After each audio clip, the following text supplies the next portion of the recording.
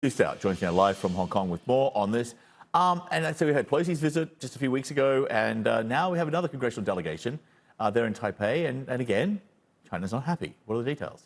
Yeah, we are getting more details about the latest U.S. congressional visit. Still unclear about whether they left the island. We're working to get those details for you. But what we have learned is this latest delegation led by the U.S. Senator Ed Markey has not only met with the Taiwan president, Tsai Ing-wen, and other top officials, but also met with representatives of TSMC, the Taiwan chip-making giant. On the agenda during this trip, they've been discussing ways to reduce tension in the Taiwan Strait, and also a key theme in Taiwan-U.S. relations right now, how to expand economic cooperation between Taiwan and the U.S., namely expanding investment in the semiconductor industry and improving supply chain in the semiconductor industry. I want to show you a tweet that was sent out a few hours ago, earlier today, by the U.S. Senator Ed Markey. And in it, he describes the visit. He says, "I'm honored to have met with Taiwanese officials like President Tsai and Foreign Minister Wu, as well as the Taiwan Semiconductor Manufacturing Company. The United States must continue to support Taiwan's meaningful participation in the international community," unquote. Now, it is very significant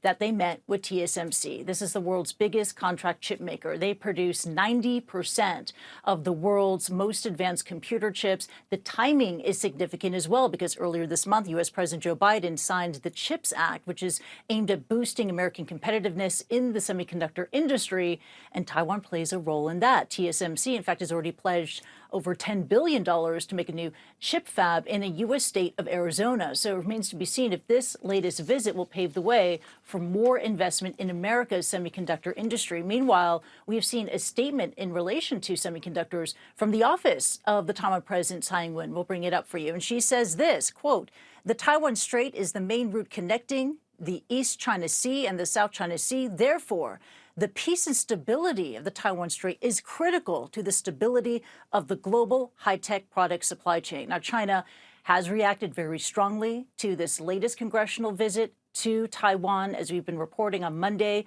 the Chinese military launched more military drills in the airspace and the waters around Taiwan. Taiwan's Ministry of Defense reported 30 Chinese planes, warplanes, as well as 5 vessels in the area.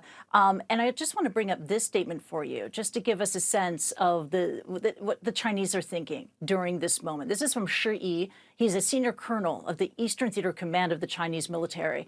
And on the official Weibo site of the Eastern Theater Command, he writes, "The exercises are a solemn response to political plays by the U.S. and Taiwan that are undermining the peace and stability of the Taiwan Strait." In addition to the military drills that have taken place on Monday, and we are monitoring to see if there's more activity today, China, of course, has announced that 7 Taiwan officials have been sanctioned. Taiwan has responded to that move of sanctioning, saying, quote, "We cannot accept threats and intimidation."